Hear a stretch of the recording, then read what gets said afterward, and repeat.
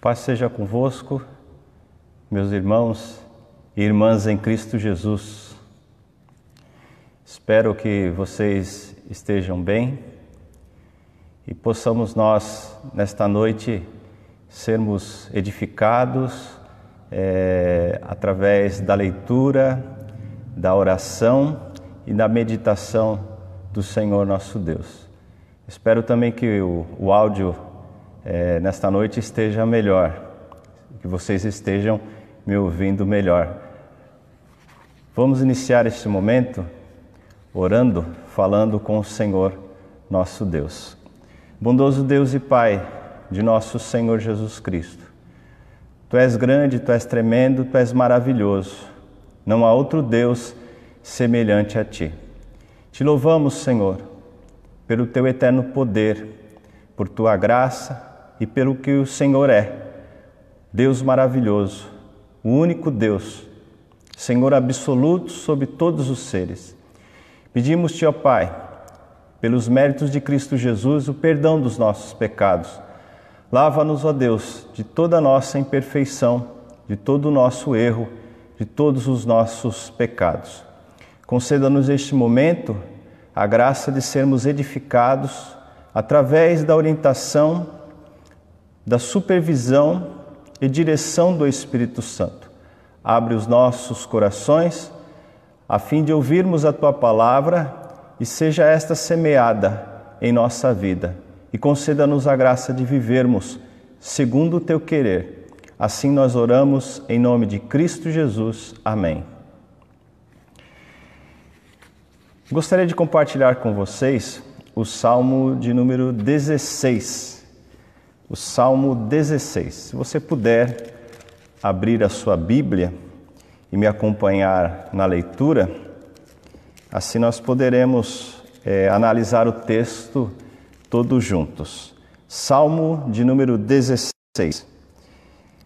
O Santo de Deus, hino de Davi. Diz assim o Salmo: Guarda-me, ó Deus, porque em Ti me refugio. Digo ao Senhor, Tu és o meu Senhor, outro bem não possuo, senão a Ti somente. Quanto aos santos que há na terra, são eles os notáveis, nos quais tenho todo o meu prazer. Muitas serão as penas dos que trocam o Senhor por outros deuses. Não oferecerei as Tuas libações de sangue, os meus lábios não pronunciarão o Seu nome. O Senhor é a porção da minha herança e o meu cálice. Tu és o arrimo da minha sorte. Caem-me as divisas em lugares amenos, é muito linda a minha herança. Bendigo o Senhor, que me aconselha, pois até durante a noite o meu coração me ensina. O Senhor tem sempre a minha presença. Estando Ele à minha direita, não serei abalado. Alegra-se, pois, o meu coração e o meu espírito exulta. Até o meu próprio corpo repousará seguro, pois não deixarás a minha alma na morte, nem permitirás que o teu santo veja a corrupção. Tu me farás ver os caminhos da vida. Na tua presença a plenitude de alegria, na tua destra delícias perpetuamente. Meus irmãos, este salmo, ele trata a respeito da ressurreição de Jesus Cristo. É um salmo, portanto, messiânico. Faz parte dos textos proféticos do Velho Testamento. No Velho Testamento nós temos, além desse Salmo 16, nós temos o Salmo 22, Isaías 53 e também outros textos assim que indiretamente tratam da ressurreição do nosso Senhor Jesus Cristo. Este salmo, como nós podemos ver a partir do verso 7, ele traz bem a questão de Jesus Cristo não sendo deixado na sepultura e ressurgindo dentre os mortos, pois diz o texto no verso de número 10, pois não deixarás a minha alma na morte, nem permitirás que o teu servo veja a corrupção. Tu me farás ver os caminhos da vida. Na tua presença, a plenitude de alegria, na tua destra, delícias perpetuamente. Então ele fala a respeito da ressurreição de Cristo. E eu gostaria de abordar este assunto referente à ressurreição de Cristo a partir deste salmo. Porque a palavra de Deus, ela não está presa ao ser humano. E quando digo ao ser humano, é no sentido da interpretação pessoal. Ela não depende da nossa interpretação, do nosso entendimento para ser o que é. Ela é palavra de Deus e o efeito desta palavra, sendo aplicado pelo Espírito Santo, ele é atemporal. Ou seja, quando o salmista compõe esse salmo, com certeza ele não sabia que esse salmo se referia ao Messias. Ele entendia esse salmo, penso eu, a partir da ação de Deus na vida dele. Ele não compõe em si de si mesmo, ele compõe sendo inspirado pelo Espírito Santo. Ele foi iluminado e inspirado. Hoje nós somos iluminados. O Espírito Santo ilumina a nossa mente a fim de podermos analisar a palavra e aplicar a palavra segundo a própria palavra. Portanto, tendo em vista este valor que é absoluto para interpretarmos a palavra de Deus, eu me proponho a analisar junto com vocês os efeitos da ressurreição de Cristo em nossa vida. Em 17 de dezembro de 1903, os irmãos Wright finalmente conseguiram manter o avião no ar por 59 segundos. E eles então, assim, felizes pelo feito, mandam um telegrama para a irmã deles, que estava em outra cidade, contando a grande realização. O conteúdo do telegrama é esse: primeiro voo sustentado hoje, 59 segundos. Espero estar em casa para o Natal. A irmã ficou tão empolgada que correu para o escritório lá de um determinado jornal da cidade e entregou o telegrama para o editor. O editor, na manhã seguinte, lançou o jornal, né? E o jornal saiu com a seguinte manchete: comerciantes populares de bicicletas locais devem estar em casa durante o Natal. O editor não entendeu nada a respeito da notícia. Para ele não fazia sentido, porque ele não vivenciara a experiência da irmã e dos irmãos Wright. Ele lê aquele telegrama, mas não toma ciência do que de fato deveria ser divulgado no telegrama. Não era o fato deles voltarem para a cidade e passar o Natal, mas o fato do voo. Assim acontece com a ressurreição de Cristo. Alguns conseguem assimilar o verdadeiro sentido da ressurreição de Cristo, outros celebram a Páscoa, falam a respeito da ressurreição de Cristo, mas não têm noção de que de fato essa é a ressurreição de Cristo. Para eles é uma data no calendário, para outros é uma festa religiosa, para alguns existe até um determinado sentimento de piedade, mas nem todos conseguem de fato assimilar o sentido da ressurreição e, mais do que assimilar o sentido, viver o poder da ressurreição.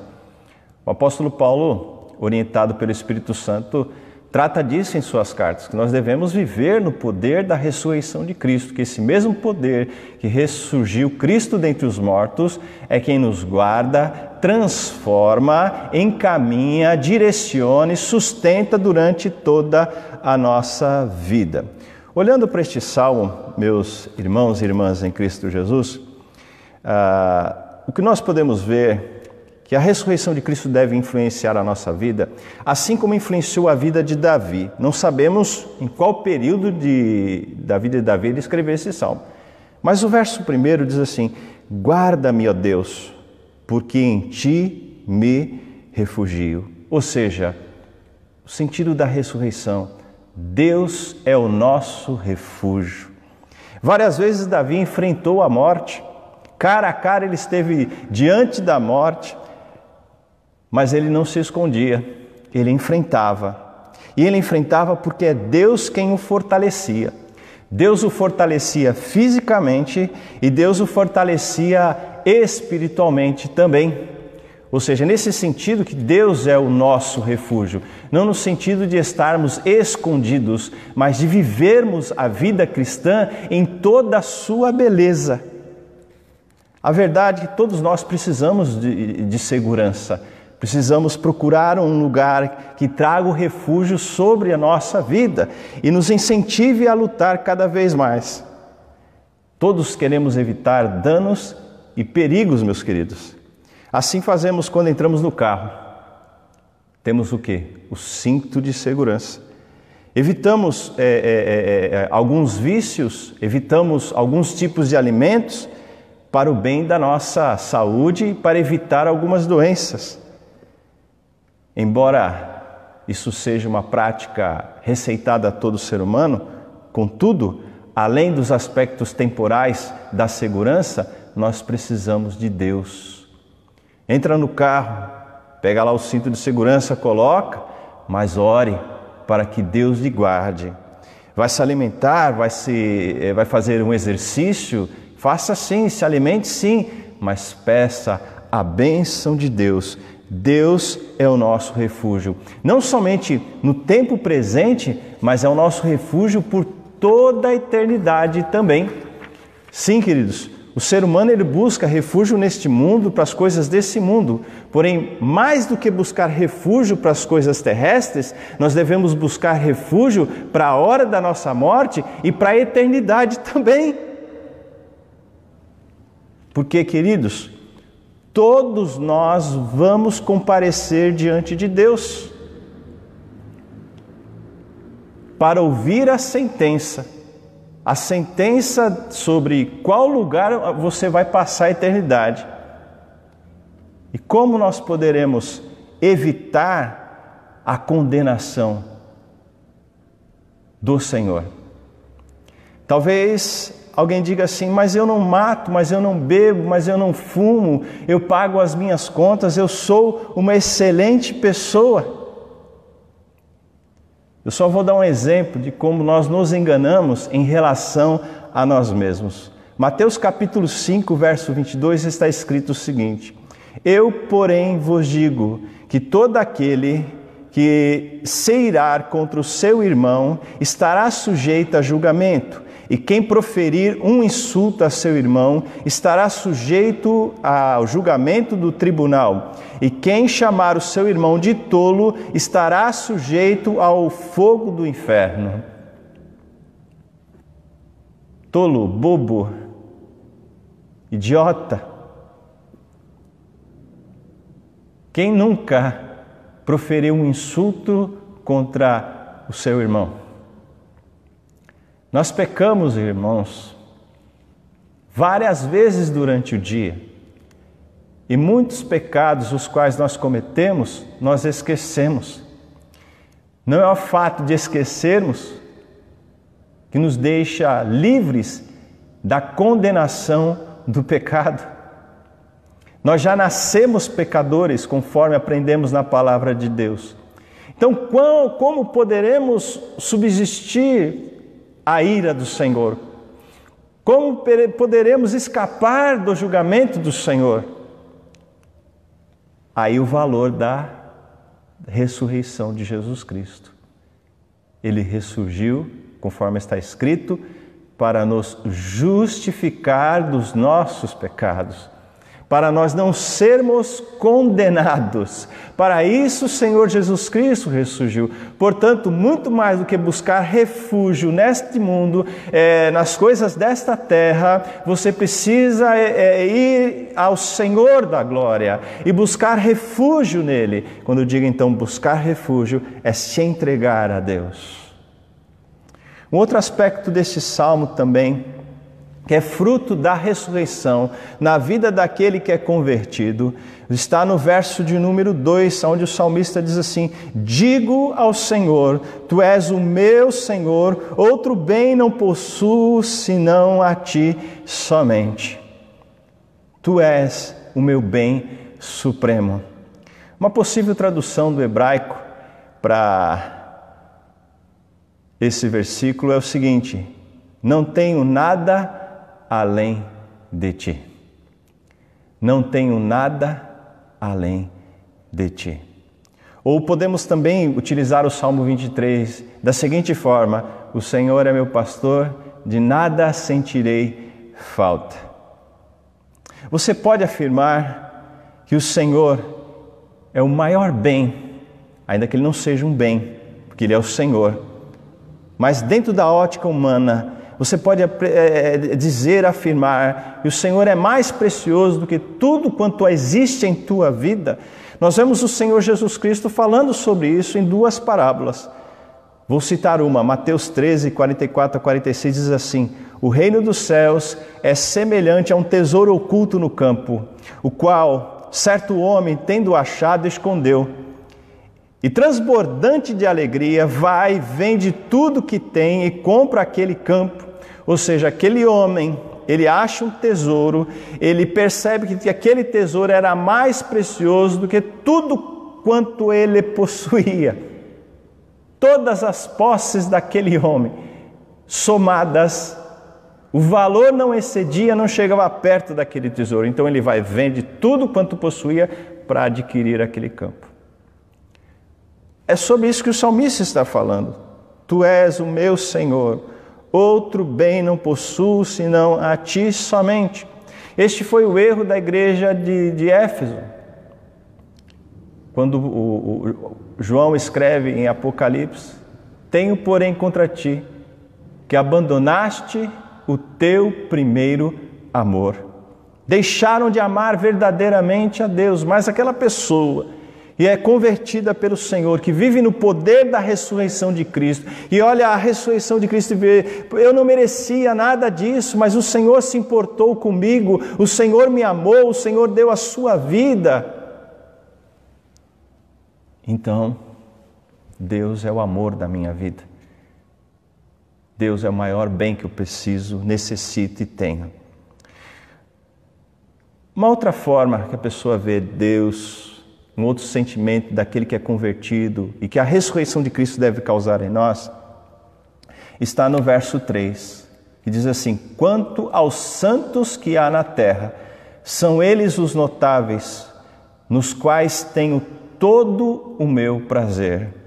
Ou seja, a ressurreição de Cristo, ela também direciona os nossos relacionamentos. O Senhor é o centro nos meus relacionamentos. O Senhor é o centro em minha vida. Quanto aos notáveis, quanto aos santos, ou seja, os irmãos em Cristo, eu tenho prazer em conviver com meus irmãos, eu tenho prazer em estar com meus irmãos, eu tenho prazer em servir aos meus irmãos. Aquele que se diz cristão e não tem prazer em comungar, não tem prazer em servir os seus irmãos, alguma coisa está errada. Esse prazer, ele é pertinente a todos aqueles que foram lavados no sangue de Jesus Cristo. O Salmo 133, vocês sabem de cor, né? Quão bom e quão suave é viverem unidos os irmãos. Jesus Cristo, em sua oração, diz assim: Pai, eu não oro somente por estes, mas oro por todos aqueles que um dia vão ouvir a Tua palavra e serão transformados pelo Senhor. Essa é a marca do cristão. Nisto conhecerão que são os meus filhos, que são os meus seguidores, se amardes uns aos outros. Vivemos num mundo de ódio, e me parece que o ódio é mais forte que o amor. Amamos uma pessoa durante muito tempo, mas essa pessoa fez alguma coisa de errada para a gente, e aí somos capazes de odiar essa pessoa para o resto da nossa vida. Mesmo que essa pessoa não tenha feito mais nada de ruim para a gente, ainda permanecemos no ódio. Mas aquele que foi alcançado por Cristo Jesus, o seu coração é transformado. Podemos ver exemplo como o próprio Davi em relação a Saul e aos familiares de Saul também. Qual era o posicionamento de Davi? Não era um posicionamento de vingança, não era um posicionamento de ódio, foi um posicionamento de justiça, mas de amor aonde o amor superou o ódio. Vemos isso no apóstolo Paulo. Ele perseguia os cristãos, ele odiava os cristãos, mas a partir do momento que Jesus Cristo apareceu a Paulo, o evangelho mudou a vida de Paulo, mudou a concepção de Paulo em relação aos seus irmãos em Cristo.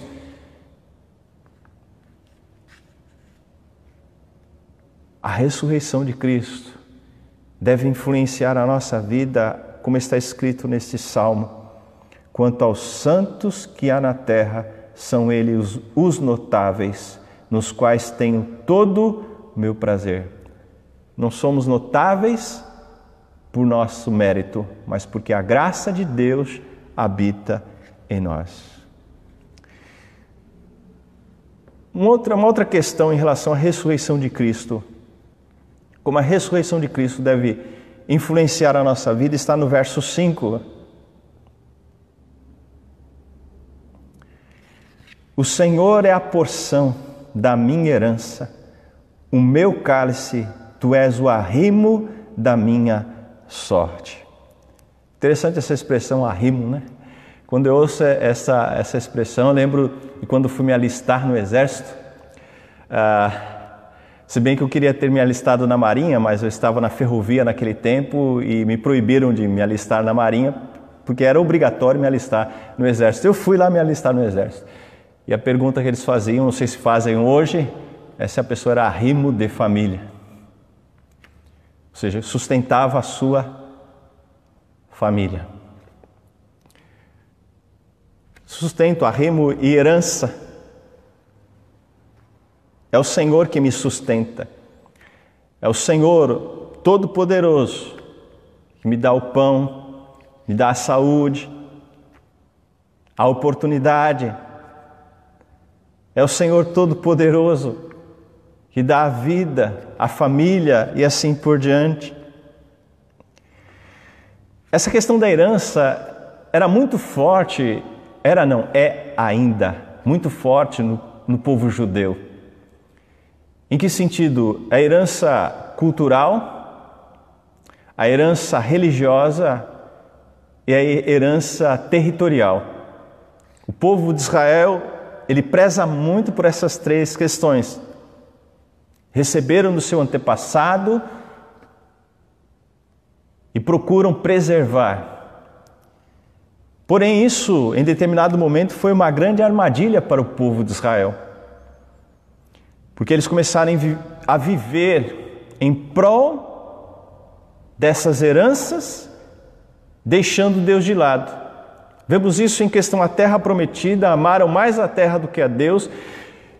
No período do cativeiro babilônico, eles voltam para a terra prometida e ao invés de cumprir a palavra de Deus, passam 18 anos morcegando e não reconstrói o templo. E Deus então usa dos profetas para mexer com aquele povo. Vamos lá, vocês já estão aí construindo a casa de vocês, agora é a hora do templo. Nós vemos isso em Jesus Cristo, debatendo com os fariseus, com os saduceus, com os principais da sinagoga, os escribas. E eles prezavam mais pelo costume deles do que aquilo que estava escrito na palavra do Senhor. A ponto de insultarem a Cristo várias e várias vezes. E Jesus Cristo então diz o seguinte a estes homens: errais porque não conheceis as Escrituras, elas testificam de mim. Isso pode acontecer conosco como aconteceu com o filho pródigo. O filho pródigo, ele valoriza mais a herança do que o pai, a família, e aprendeu de forma muito dura a valorizar o pai. Mas aí foi aprender onde? Lá no chiqueiro com os porcos. E o mais importante não era a herança, não era o dinheiro, a diversão, os amigos. O mais importante era o Pai. O mais importante para aqueles que de fato são convertidos, que foram tocados pelo Espírito Santo, foram transformados, não são os milagres, não é, enfim, a resposta da nossa oração, não é o alcance da nossa vida, da amplitude do nosso ser, mas é o Senhor. E o salmista enxergava dessa forma: o Senhor é a porção da minha herança, o meu cálice, tu és o arrimo da minha vida. A ressurreição de Cristo também, ela deve proporcionar em nós, além dessas questões que eu falei, olhando agora do verso 7 ao verso 11, a perseverança. Todos esses versículos trazem a todos nós esse ensinamento daquele que está sendo instruído por Deus, mas continua. Verso 7, bendigo o Senhor que me aconselha, pois até durante a noite o meu coração me ensina. Ou seja, Deus nos ensina direto.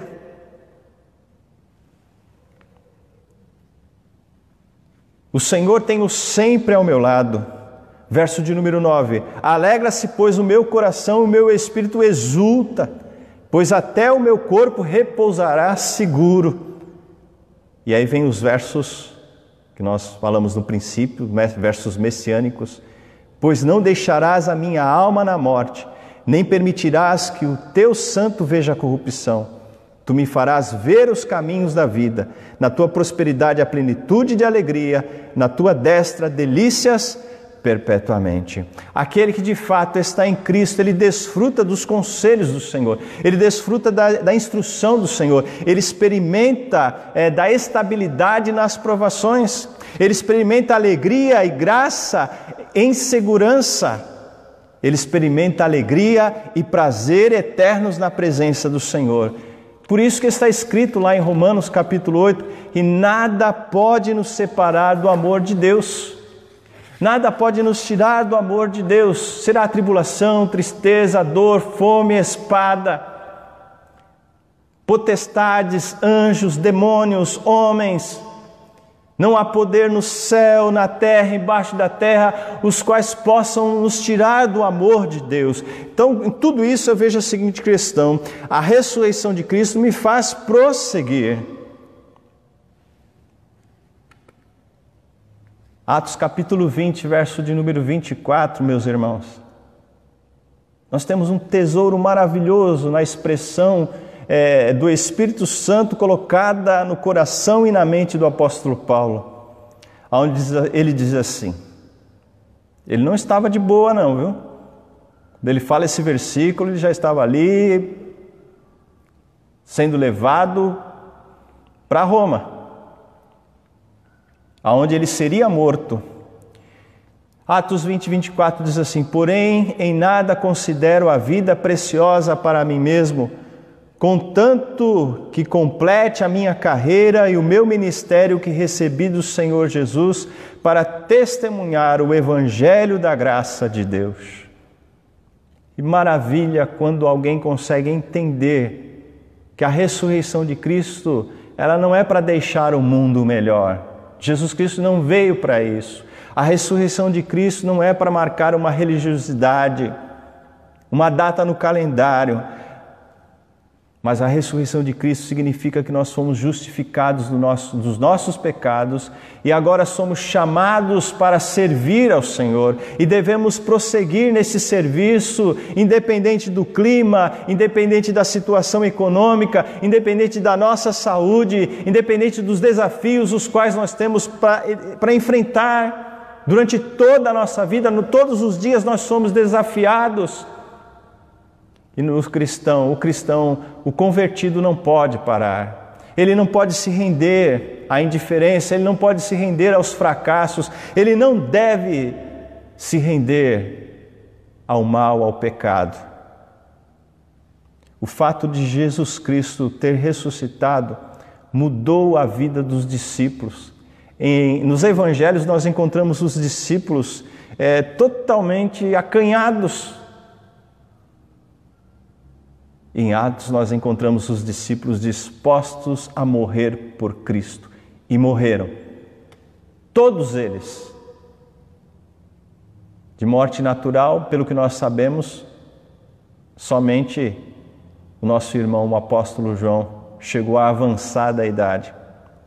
Mas teve uma vida difícil por amor ao Senhor. Aprendemos com a história. A história traz a todos nós os relatos dos nossos irmãos que foram perseguidos durante os 3 primeiros séculos.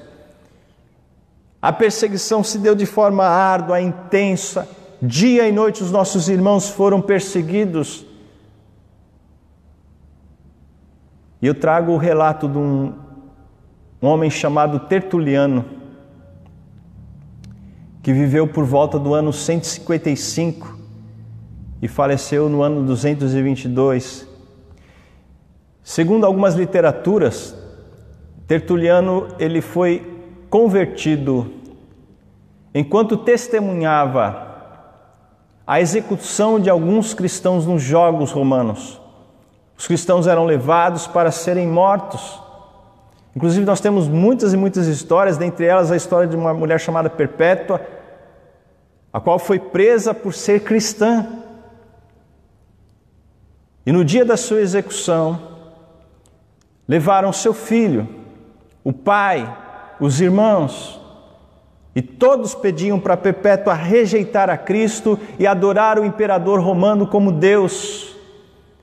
E ela respondia: eu não posso. Jesus Cristo mudou a minha vida. Ela não se rendeu.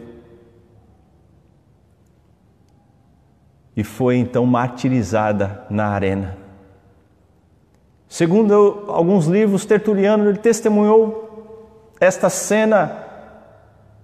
E em algumas ocasiões os cristãos cantavam, louvavam ao Senhor, como Paulo e Silas louvavam a Deus à meia-noite. Esses entregavam a sua vida ao Senhor em meio à perseguição, e isso incomodou Tertuliano. E anos mais tarde, ele solta a seguinte pérola: o sangue dos mártires é a semente da igreja. Porque essas pessoas deram a vida por Jesus Cristo? Porque eles ouviram a palavra. Deus abriu o coração deles. Eles assimilaram a palavra e colocaram em prática. E perceberam que Jesus não está morto, Ele está vivo, Ele é real. Ele não depende do ponto de vista de A, B ou C, determinada religião. Ele é o Senhor de todas as coisas.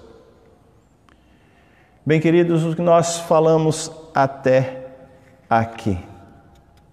Nós estamos falando a respeito da ressurreição de Cristo e como esta ressurreição deve tocar a nossa vida. A ressurreição de Cristo deve promover em nós as seguintes questões: o Senhor é o nosso refúgio, o Senhor é o nosso bem supremo, o Senhor é o centro dos nossos relacionamentos, o Senhor é a nossa herança, o Senhor nos faz perseverar. A ressurreição de Cristo deve influenciar todos os convertidos durante todo o tempo da vida. Por que algumas pessoas não conseguem viver no poder da ressurreição? Elas sabem que Jesus Cristo ressuscitou. Há muitas evidências em relação à ressurreição de Cristo.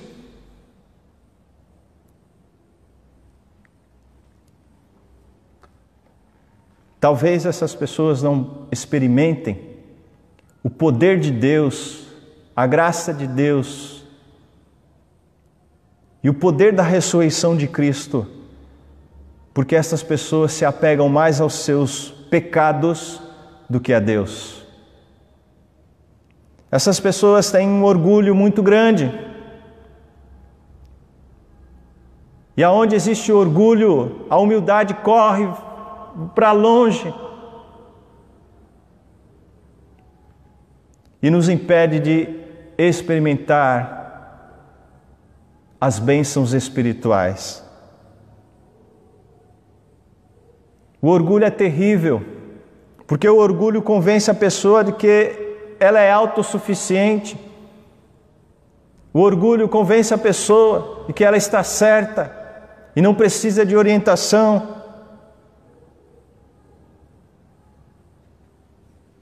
Nenhum de nós, por nossa bondade, pode alcançar o céu. Tudo provém da graça do Senhor. E pela graça do Senhor, o Senhor Jesus Cristo se deu por nós. Hoje nós temos livre acesso a Deus e devemos aproveitar esta maravilhosa oportunidade de termos acesso ao Criador dos céus e da terra para viver com Ele, nesse mesmo poder que levantou Jesus Cristo dentre os mortos. Se de fato Jesus Cristo é teu Senhor e teu Salvador, se de fato você é convertido, e se você não é, que nesta noite você abra o seu coração para o Senhor, deixe os teus pecados de lado e viva com Ele, que a partir de hoje o Senhor possa ser o refúgio da sua vida, que a partir de hoje o Senhor possa ser o bem supremo do teu ser, que a partir de hoje o Senhor seja o centro dos teus relacionamentos, que a partir de hoje o Senhor seja a herança da sua vida, e que a partir de hoje você venha perseverar em meio aos desafios, diante do medo. Quantos cristãos hoje estão com medo? Não é errado ter medo, mas o nosso Senhor deve reinar em nossa vida e nos encher de coragem para fazer aquilo que é necessário. Vamos celebrar a ressurreição de Cristo, vivendo desta forma. Se vivermos desta forma, estaremos glorificando o nosso Deus. Se vivermos desta forma, a nossa vida será bem melhor. Os nossos dias serão menos difíceis, porque o Senhor está conosco. Como diz o salmista, encerrando a nossa mensagem desta noite: Tu me farás ver os caminhos da vida, na Tua presença a plenitude de alegria, na Tua destra delícias perpetuamente. Que Deus abençoe ricamente a tua vida, o teu lar. Eu gostaria de orar com vocês neste momento. Ó Senhor, nosso Pai, Deus justo em todos os teus caminhos. Sabemos, ó Deus, que a tua palavra não volta vazia, e no poder do Espírito Santo essa palavra prospera em todo o desígnio do Senhor. Bendito seja o teu nome por isso. Ó Senhor, sê servido de abrir o nosso coração e conceder-nos a graça maravilhosa de vivermos dentro da realidade deste salmo, que a ressurreição de Cristo possa impulsionar a nossa vida, a fim de sermos melhores servos do Senhor, a fim de sermos de fato para o teu louvor e para a tua glória. Este é o nosso desejo, de servir ao Senhor, de viver com o Senhor, de andar com o Senhor todos os nossos dias. E quando chegar a nossa hora, podermos enfrentar a morte de cabeça erguida, sabendo em quem nós cremos, sabendo que o Senhor é poderoso para guardar o nosso depósito e que a nossa vida no fim daqui permanece por toda a eternidade. Deus Santo, derrama alegria, prazer, felicidade sobre a vida do teu povo. Que os teus filhos sejam cheios do Espírito Santo e possam continuar vivendo para o Senhor. E também, Deus, derrama da tua graça sobre a vida, o lar dos teus filhos. Que haja amor, que haja alimento, roupa, trabalho, saúde, ó Deus, e oportunidades, tudo segundo a tua vontade. Que seja assim, ó Deus, tudo para o teu louvor e glória, nós oramos agradecidos por tudo, em nome de Cristo Jesus. Amém. Eu agradeço a atenção de todos vocês, que Deus os abençoe ricamente e vos dê uma excelente semana, com plena alegria e prazer no Senhor. Eu não sei quando poderemos nos reunir novamente. Se Deus quiser, essa semana nós teremos uma resposta, né? Porque essa situação está muito embrulhada. Como aquele negócio do pico, né? O pico será do Covid-19 tal, já foi esse pico, já passou até. Mas se Deus quiser, vamos nos reunir em breve. Eu estarei avisando os membros da igreja por meio do WhatsApp, do Facebook, tá? Deus abençoe ricamente a todos vocês, que possamos nos reencontrar novamente quando Deus quiser. Até outra vez. Fiquem com Deus.